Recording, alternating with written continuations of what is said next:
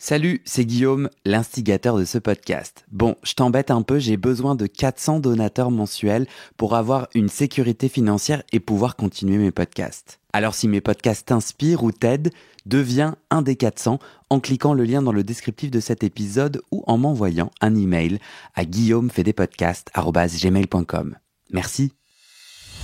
Bienvenue sur ce podcast qui aide les gays ou queers à s'épanouir sexuellement. Moi, c'est Guillaume, votre hôte. Je suis gay, j'ai 36 ans et avec ce podcast, je suis enfin sur mon chemin d'épanouissement. Ce podcast, c'est mon guide pour apprendre et me débloquer. J'ai envie de réconcilier santé et plaisir et sortir les sexualités homosexuelles du non-dit. Je vous propose 2 types d'épisodes. Les épisodes témoignages.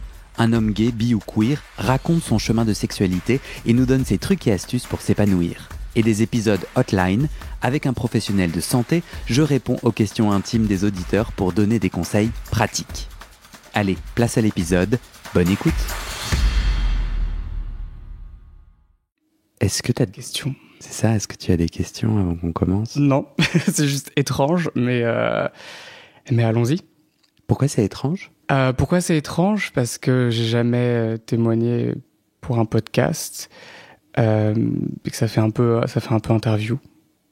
D'avoir ce micro en face de moi aussi, un peu menaçant.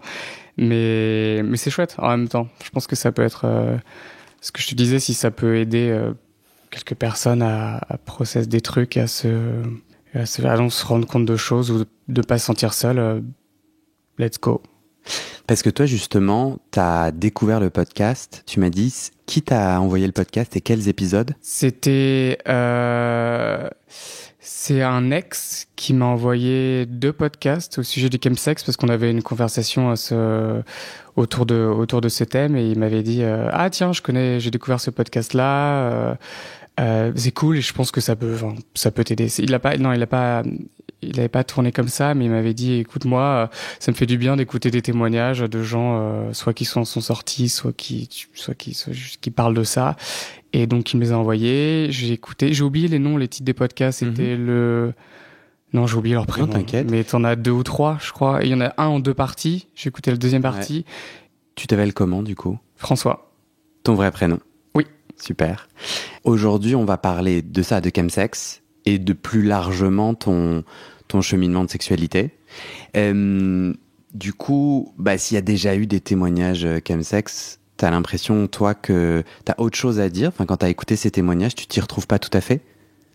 C'est pas que je m'y retrouve pas, mais quand je t'avais envoyé un message Instagram, c'était pour te parler du microdosing de psilocybine, en gros des magic truffles, des champignons hallucinogènes, parce que j'avais lu que cette substance en microdose peut aider à combattre ou à aider à arrêter en fait les substances alcool et drogue. Et moi, je venais juste de commencer mon microdosing et je m'étais dit que ça pourrait toi t'intéresser, peut-être d'en parler, ou si jamais t'étais en train de travailler sur le sujet. C'est un peu comme ça que je pense que c'est ça qu'on a amorcé. Je pense que c'est ça que j'avais envie peut-être de partager. Enfin, pas que ça, mais c'était un peu dans...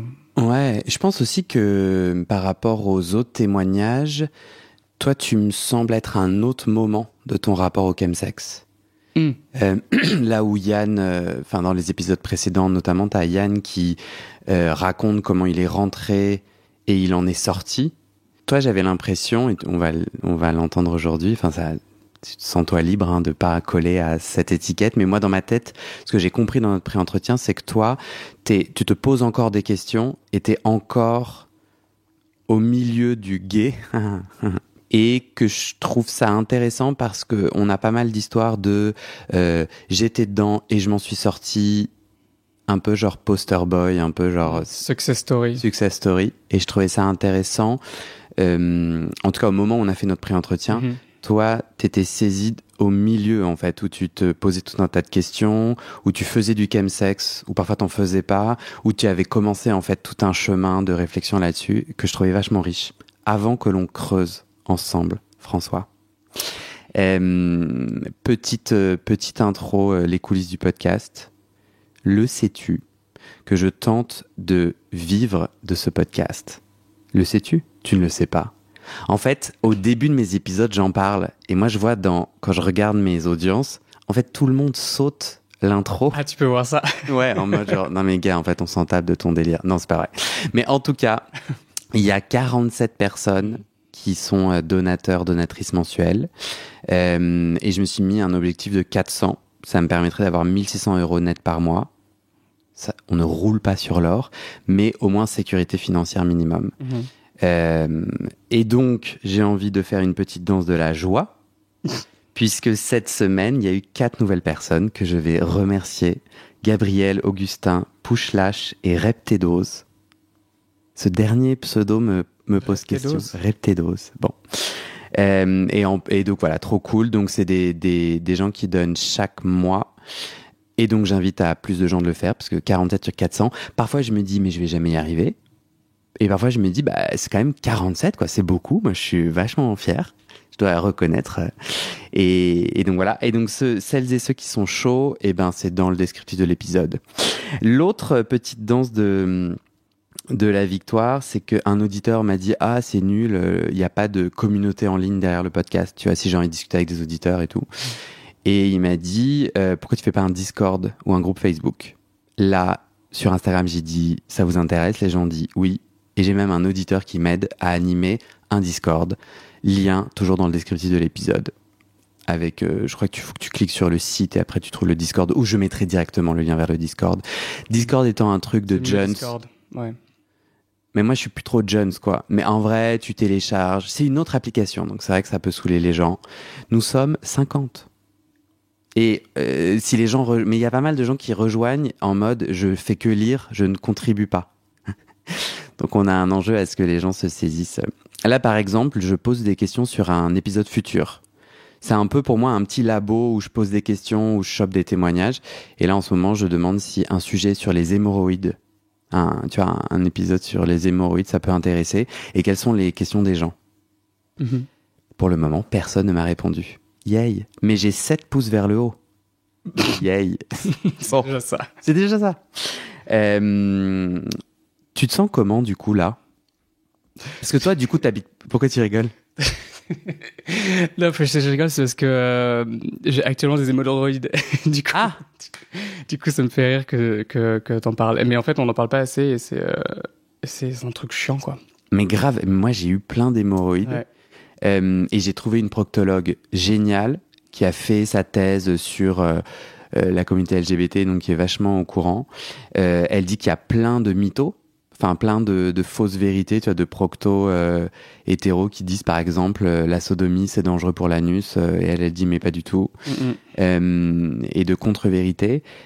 Toi, du coup, si t'avais une procto qui a fait plein d'études et qui est brillante et qui est gay-friendly, tu vois, t'aurais des questions à lui poser. Enfin, t'aimerais que l'épisode couvre quoi? Parfait, j'ai pas besoin d'un Discord. Non, c'est pas les questions en particulier, c'est juste que moi j'habite à Amsterdam et les GP, enfin les médecins sont nazes. Ah ouais? C'est-à-dire que tu vas pour hémorroïdes ou pour autre chose, on va te donner du paracétamol et te renvoyer chez toi. Et si après 2 semaines t'es au bord de la mort, peut-être que tu peux aller voir un spécialiste. Ah, donc GP c'est General Practitioner, oui, c'est notre médecin généraliste. C'est ça. Et pourquoi ne vas-tu pas chez le proctologue, qui est l'expertise de le gastro-entérologue? Eh bah, pour avoir un rendez-vous, il faut que j'ai un référol de ma médecin. Ah. Et donc c'est assez chiant. Enfin là, en gros, ça faisait 1 mois que ça disparaissait pas, et elle a enfin dit OK pour m'envoyer chez un spécialiste. Genre dans 2 semaines, quoi. Ok. Donc en fait, un épisode qui te dit c'est quoi des hémorroïdes concrètement? Qu'est-ce qui se passe dans ton corps? Comment ça vient? Ouais, plus ouais. Enfin, je pense que je sais un peu, donc c'est plus autour du traitement et les différents cas, tu vois. Ouais. Parce que généralement on te dit non, mais c'est bon, au bout de 2 jours ça passe, t'inquiète. Et en fait, ça peut être beaucoup plus long en fonction de ce que t'as, de ton corps, de plein de choses. Ouais. Ok. On se lance dans le vif du sujet. Allez. Et je crois que ma première question, c'est est-ce que tu te souviens comment tu es arrivé dans le chemsex? Comment t'es tombé dans le chemsex? Je sais pas comment qualifier. Oui. Ça a commencé par, en gros, sortir en club, en teuf, etc., avec des potes. Plus le côté aller voir des DJ, des musiques que j'aime bien. Commencer à prendre des drogues récréationnelles, style MDMA, exta, pour la musique. Et petit à petit, en gros, à la fin de ces soirées, et de temps à autre, je pouvais aller sur Grindr et faire des plans, pas nécessairement plans chemsex, mais de fait, c'était plan sous produit, parce que c'était à la fin d'une soirée, en gros. Et il y a eu un peu un sorte de tournant où je me retrouvais dans des situations où là, les gens prenaient des drogues en appart après ce genre de teuf. Mm-hmm. Et je commençais à voir ce changement-là, parce que moi, c'est pas quelque chose que je faisais avant, c'est-à-dire c'était juste un plan du sexe, mais après une teuf. Et en fait, tu vois comment dire, le lien en fait entre fête, drogue, où il n'y a pas un rapport au sexe, c'est ça? Ouais. Tu teufes, tu danses, et puis en fait ça glisse vers du sexe. Oui, et de plus en plus, c'est-à-dire que plus je faisais des plans Grindr après ce genre de teuf, plus je voyais des gens prendre des drogues pendant les rapports. Et c'est ça, ce glissement, en fait. Et donc, t'as une addiction qui se crée un peu, et tout un chemsex. Pour moi, le chemsex, c'est vraiment, t'es en appart avec une ou plusieurs personnes, et tu prends des drogues pour le sexe, en fait.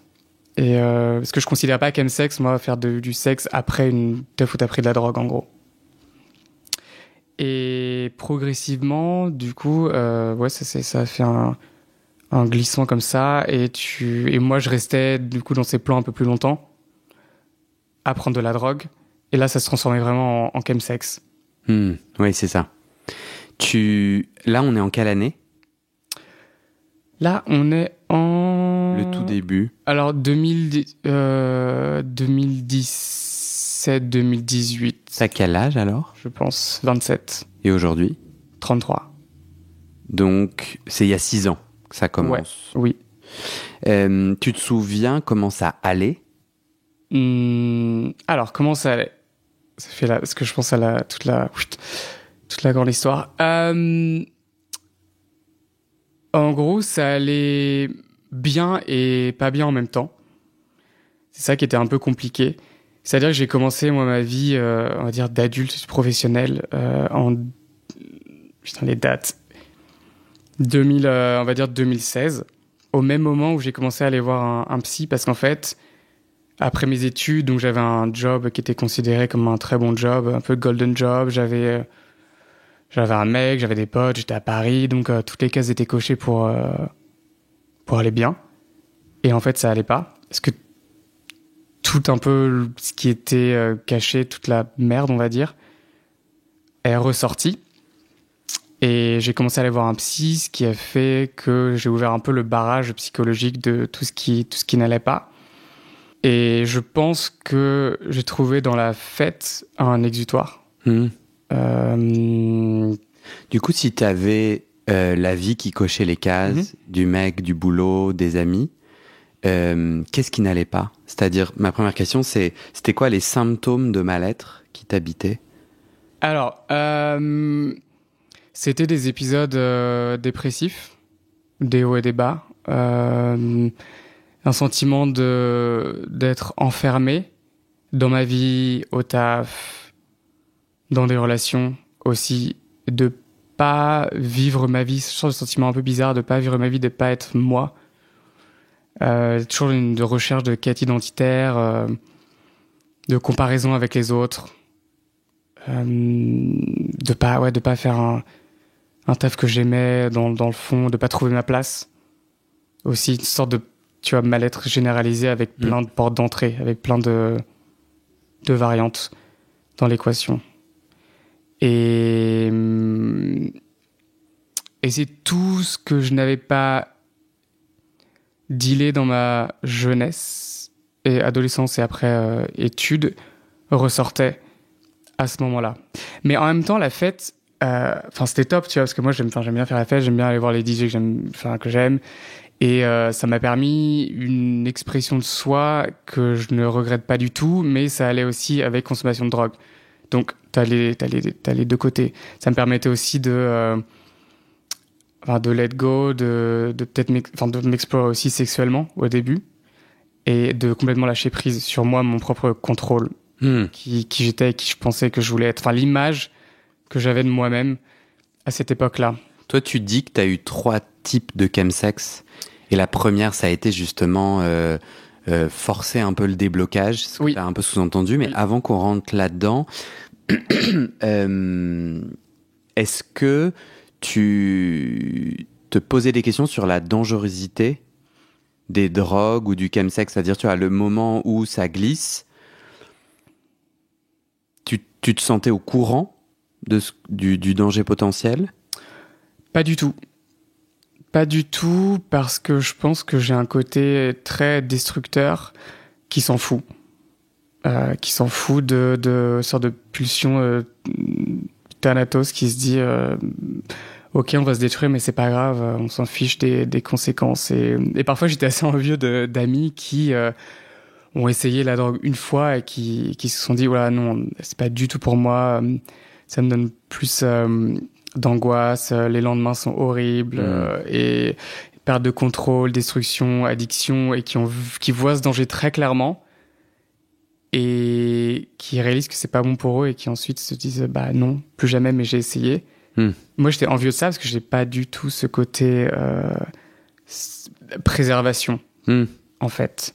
Et même quand je glissais un peu plus dans le chemsex, à en faire beaucoup plus, chemsex un peu plus destructeur, on va dire, là, je voyais les dangers, et c'est pour ça qu'après j'ai voulu en sortir. Mais c'est pas très clair, en fait. Quand tu glisses dedans, tu sais que tu te fais du mal, tu sais que c'est pas bon pour ton corps, et t'as tous les arguments rationnels qui te disent bah non, c'est pas bien, mais la destruction vient remplir quelque chose.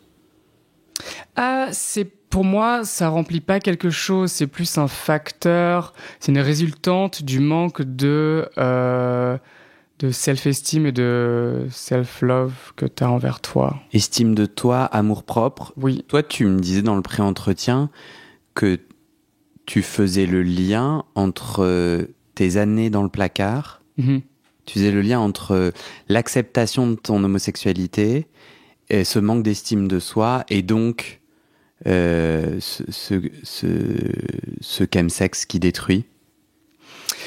Oui, parce qu'en fait, je pense qu'on a un trauma collectif chez les gays d'avoir passé pas mal de temps dans le placard.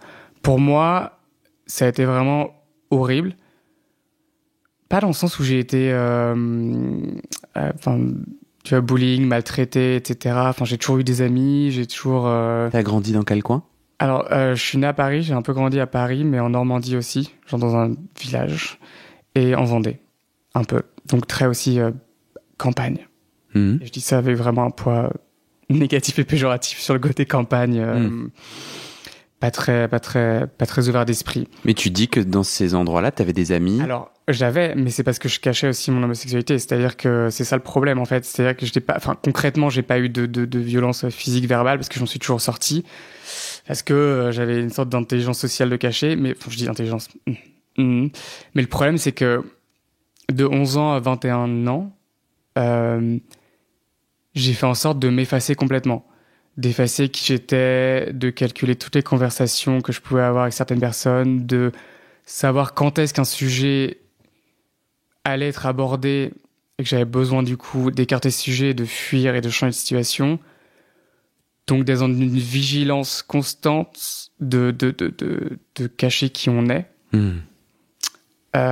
pendant 10 ans, et ça laisse des traces. Ça laisse des traces en termes de tu sais pas qui t'es, t'écoutes pas tes envies, tes besoins, tu penses que t'es différent et que c'est une mauvaise chose du coup, et tu te caches, et donc ton estime de soi est zéro et ton amour de soi pareil.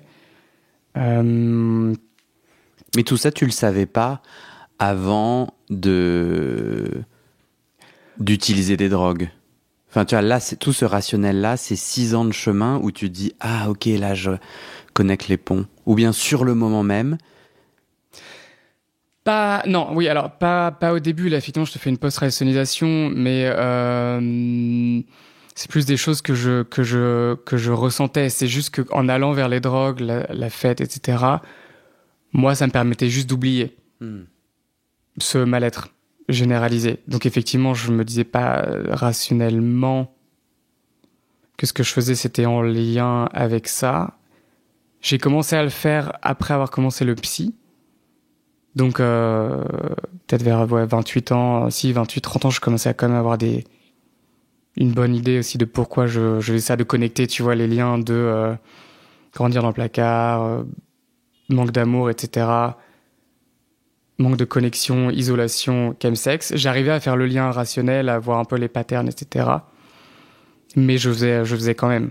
Mais je pense qu'il y a tout ce grand trauma que j'ai sous-estimé de toutes ces années dans le placard qui ont été aussi renforcés. Enfin, comment dire ça? Renforcés, c'est empiré. Je dirais, c'est le meilleur terme. Par le fait que, collège-lycée, je vivais avec ma mère, mes parents étaient séparés, et ça se passait très mal. Donc on était dans une espèce de guerre de silence, où moi je me fermais complètement à elle, et aussi parce que j'étais dans le placard. Donc en fait, c'était un double effacement encore plus.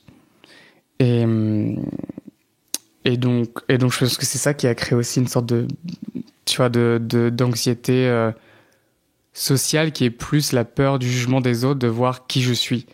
C'est-à-dire qu'en fait, être vu, pas nécessairement être sous le spotlight, tu vois, mais être juste vu pour qui je suis à 100%, c'est très dur, parce que ça joue sur ce terrain d'adolescence où si tu me posais une question personnelle en direct ou dans un groupe, panique totale, rougissement, punition, envie de fuir, envie de se terrer. Et j'ai toujours des conséquences de ça aujourd'hui un peu. Mm-hmm.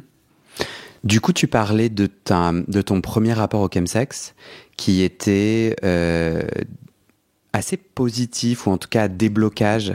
Et ça, je trouve ça vachement intéressant, parce que la fuite, comment dire, si je suis enfermé, de péter d'un coup toute la prison, même si ça crée des conséquences long terme, même s'il y a je suis pas du tout en train de dire c'est génial, mais moi je comprends assez bien. Enfin, moi je vois dans ma vie que j'ai d'autres, c'est pas des substances, mais j'ai d'autres façons de façon exploser la prison.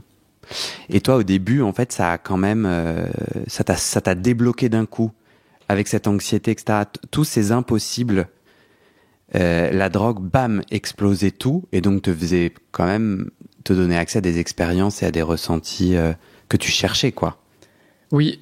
En fait, c'est ça, la puterie des drogues, c'est que c'est d'abord une solution qui se transforme en poison, mais t'as au tout début un truc quand même.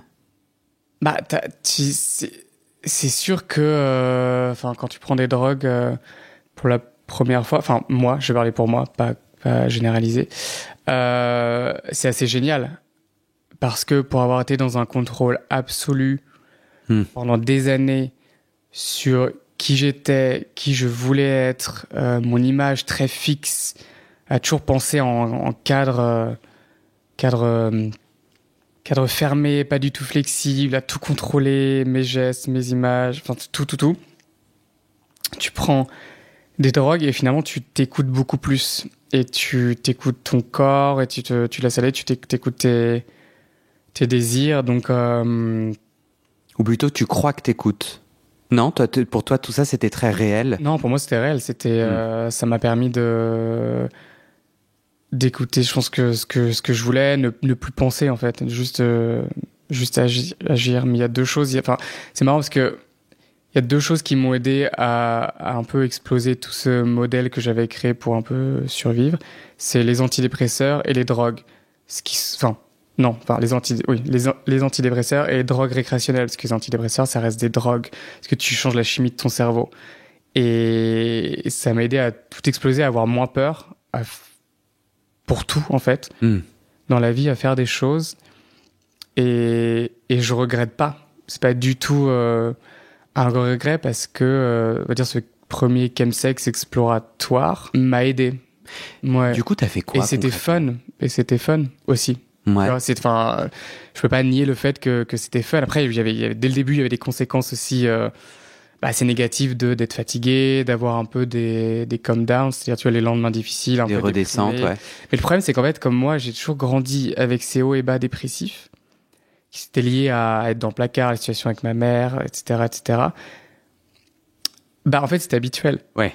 C'est ça qui était assez bizarre pour moi. C'était quelque chose auquel j'étais habitué parce que j'étais habitué à parfois me sentir de manière très random, à me sentir mal, tu vois, à me sentir déprimé pour pas de raison, en fait. Donc, ça m'a apporté du fun et les conséquences négatives, je les connaissais déjà hors drogue, ce qui est encore plus fucked up. Mais ouais, ça m'a quand même aidé. T'as fait quoi concrètement? Qu'est-ce que tu peux me raconter des expériences? Tu dis le chemsex m'a aidé à m'écouter. Du coup, t'as fait quoi de différent d'habitude? J'ai du mal à reconnecter avec ce moi du premier chemsex. J'ai du mal à reconnecter à des expériences. Pour moi, c'était plus lié à la fête, à danser, sortir, connecter avec mes amis, me lâcher. Je pense à dire peut-être un peu plus ce dont j'avais envie, être moins passif sur mes désirs. Sexuel. Je pense aussi sexuel, oui, à plus.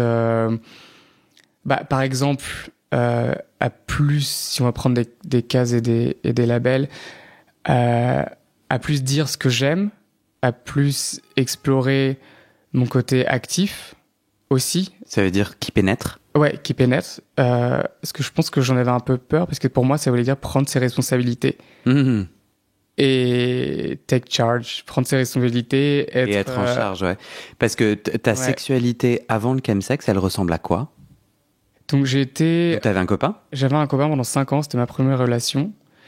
Et j'étais à 40% passif. Et à ne pas vraiment initier le sexe. À en avoir, je pense, honte. Toujours une sorte d'homophobie internalisée, un peu honte de ce désir. Donc vous avez combien de rapports à la louche? Vous avez souvent des rapports ou pas? Votre sexe? J'ai du mal à me souvenir. Vers la fin, plus trop. Ouais. Mais pendant ces rapports-là, c'est rarement toi qui initie. Ouais. Et il y a beaucoup de sodomie. Enfin, il y a régulièrement de la sodomie dans lequel toi, tu es pénétré, c'est ça? Oui. Et pas à chaque fois, mais oui. Principalement. Et de 0 à 100, avant le chemsex, tu sentais épanoui à combien? Je dirais 40 ou 30. Parce qu'en fait, le point principal de la dissatisfaction, pour moi, c'était que je n'avais pas d'autres expériences avec d'autres hommes. Mmh. Puisque j'étais dans une relation monogame dès le début. Et cette frustration a grandi en moi. Et je pense que c'est aussi ça qui a fait que moi, j'avais envie d'aller voir ailleurs. Et parce que j'étais comme un ado qui venait un peu de s'assumer, qui s'assumait de plus en plus. Et donc, j'avais envie d'autres expériences. Et je me sentais un peu piégé, tu vois. Mais tu arrivais pas à le dire? Non, impossible. Parce que tu avais honte. Tu dis la honte? Tu veux dire le dire... à dire ton mec? Ma non-satisfaction? Ouais. Non, oui, parce que pour moi, c'était si j'en parlais, ça voulait dire la fin du couple. Parce qu'à l'époque, je n'avais pas non plus la maturité émotionnelle de parler de ce type de sujet. Pour moi, je gardais ça et ça macérait et ça devenait encore pire. Ah, mais moi, j'ai l'impression que tu décris ma première relation. d'être incapable de dire, de parler de sexe, parce que du coup, ça voulait dire que j'étais un objet qui désire. Ça me parle vachement, ouais. Et du coup, tu romps et tu fais du chemsex ou Non, c'est un peu non, là le raccourci non d'ailleurs c'est lui qui a initié la rupture, mais enfin c'est juste que ça n'allait plus en fait. Ouais. Des deux côtés, il a eu le courage de faire ce que moi j'arrivais pas à faire. Donc en fait le chemsex c'est j'ai plus peur, je me sens plus fort et j'ai du sexe à foison. Et donc, soudainement, je me sens plus emprisonné. C'est ça, d'abord, le chemsex exploratoire, comme tu l'appelles? Un peu, oui, mais ce qui est important ce qui est important pour moi de dire, c'est que entre cette relation et les chemsex, j'ai eu quand même une exploration plutôt sobre avec des verres de vin, etc. L'alcool, qui est quand même une drogue et qui aide aussi à se lâcher un peu plus. Et j'ai eu cette première exploration sexuelle sans drogue, avec d'autres personnes. Ok. C'était comment alors? Stressant. Ouais. C'est ultra stressant. J'ai mis Grindr pour la première fois parce que je savais pas que cette application existait. Grindr, ouais. Et entre le moment où j'ai voulu m'y mettre et le premier date, je pense qu'il y a eu 1 mois. C'est-à-dire que juste de télécharger l'application, je me rappelle avoir très honte et de me mettre à rougir moi-même en train de la télécharger, cette application. Ensuite, j'ai essayé de parler à des personnes, j'avais pas une photo. Énorme stress, parce que ça voulait dire, moi, être visible sur une application et en gros me demander du sexe et de me dire, voilà, j'ai des désirs, je veux faire du sexe, allons-y. Impossible. Et après, quand j'ai mis ma photo, pareil, 1 semaine après, j'ai réussi à mettre ma photo. Mais c'était un chemin de croix, quoi. Parcours du combattant, c'était très, très, très, très dur et symbolique. Non pas que tu vois, enfin, la finalité, je me dis maintenant, c'est pas, c'est ok de pas être, que être sur ce type d'application soit pas agréable. Mais je le voyais pas à l'époque. Pour moi, c'était naturel, en fait, chez les gars d'être à l'aise avec ce type de rencontre, avec ce type d'application. En fait, maintenant, si tu l'es pas, c'est complètement normal, mais à l'époque, tu disais, c'est quoi mon problème? Bah ouais, mais c'était mon moyen privilégié d'avoir accès à ce sexe-là, parce que aller en soirée au bar et rencontrer, je pense que j'étais un peu trop timide et trop honte pour ça. Et dans cette exploration sexuelle sans chems, tu disais c'était difficile. T'as quand même pu avoir des rapports sexuels? Oui, et des bons rapports sexuels que j'ai appréciés, mais c'est juste la démarche pour y arriver qui était compliquée. Ouais. Et du coup, le chemsex, il y avait plus de complications? Non, parce que non, enfin il y a plus de complications. Je pense que ça masque des complications que moi j'avais sobre à bien sûr, pardon, sexe, tu vois. Mais je comprends mieux pourquoi les drogues dans ce cas-là peuvent attirer ta personnalité où il y a une barrière à l'entrée exceptionnelle. Ouais. Tu vois, c'est épuisant de devoir se combattre pour y aller, et du coup moi ça me parle vachement parce que c'est marrant, parce que tu vois, même aujourd'hui, tu vois, je fais un podcast sur la sexualité. Genre, je peux pas être plus homosexuel publiquement. Moi, il y a mon prénom, mon nom. Et ben, encore aujourd'hui, en fait, quand j'écoute ton témoignage, j'identifie des séquelles, enfin des similarités. Aujourd'hui, sur Grindr, je n'ose pas mettre mon désir sexuel. J'ai pas mis actif-passif. Et tu vois, s'il y a des moments où j'ai envie de ceci ou de cela, bah, tu vois, je pourrais me mettre à jour en indiquant, tu vois, mon désir, ma recherche. Je n'ose pas. Genre, j'ai peur. Quoi? Un peu comme, encore aujourd'hui, j'ai peur que les gens se disent quelque chose de moi. Alors, je trouve ça aussi un peu enfermant. J'ai peur de croiser ces gens dans la rue. Enfin, je me sens mal à l'aise de dire, là, j'ai envie de te baiser, ou là, j'ai envie d'être baisé.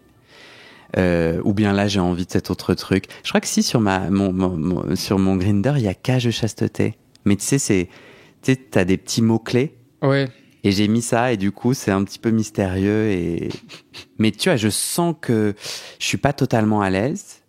Deuxièmement, quand je partage des nudes, des photos nues, j'ai quand même une inquiétude.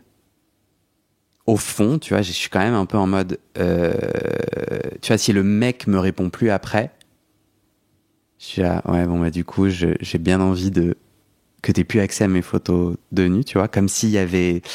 Bon, en fait, en gros, tu vois, mon cul, quoi, ou ma bite et tout. Bon, bah, et en plus, comme je suis beau, pourquoi pas? Mais je sens qu'au fond, il y a un truc, tu vois, qui se...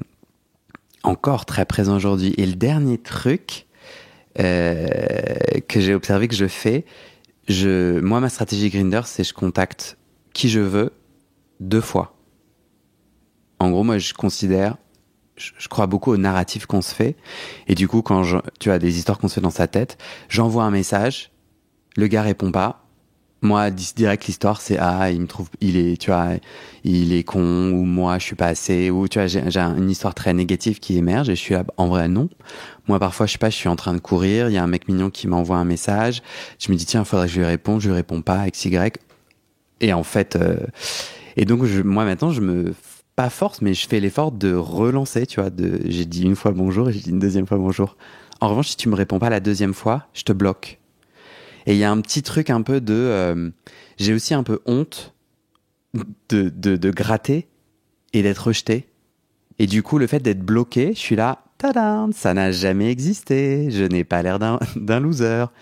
Mais je trouve que ces 3 éléments-là, alors que je suis sur un chemin où je tente quand même d'assumer mes désirs et tout, bah putain, pas tout à fait, quoi.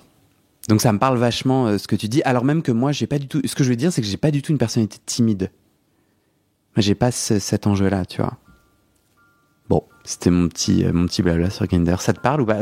Ouais, mais c'est juste parce qu'en fait, on fait tous la même chose, quoi. Ah ouais, toi aussi? C'est juste que cette application est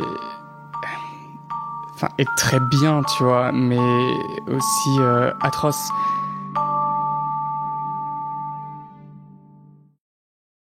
Et c'est la fin de cet épisode. Vérifiez dès maintenant si la suite est déjà publiée. Sinon, vous pouvez vous abonner à ce podcast sur votre plateforme d'écoute pour être alerté dès la sortie des nouveaux épisodes. Et si vous aimez les témoignages intimes comme celui que vous venez d'écouter, j'ai 2 autres podcasts qui pourraient bien vous plaire. Je vous les présente. Histoire de devenir moi. Ça, c'est un podcast dans lequel des gens ordinaires me racontent un tournant déterminant pris dans leur vie. Ils racontent le déclic qui a tout changé et comment ils sont devenus un peu plus eux-mêmes. Ma dernière séance de psychanalyse. Ça, c'est un podcast dans lequel des gens me racontent leur dernière séance sur le divan et comment la psychanalyse les a aidés, ou pas. Et d'ailleurs, c'est avec ce podcast que j'ai gagné le prix du meilleur podcast de conversation en 2022. Alors pour écouter ces podcasts, vous pouvez tout simplement taper les titres dans la barre de recherche de votre plateforme d'écoute. Mais je vous mets aussi dans le descriptif de cet épisode les liens pour écouter ces podcasts et les liens de mes réseaux sociaux pour découvrir les coulisses de mon aventure de podcasteur et aussi la page de dons pour soutenir mon travail et mes podcasts. En tout cas, n'hésitez pas à m'envoyer vos retours et vos réactions à guillaumefedepodcast@gmail.com ou sur mes réseaux sociaux. Ça me motive énormément de savoir que ces histoires naviguent et résonnent, ou pas d'ailleurs. Allez, merci pour votre écoute et à très bientôt dans vos oreilles.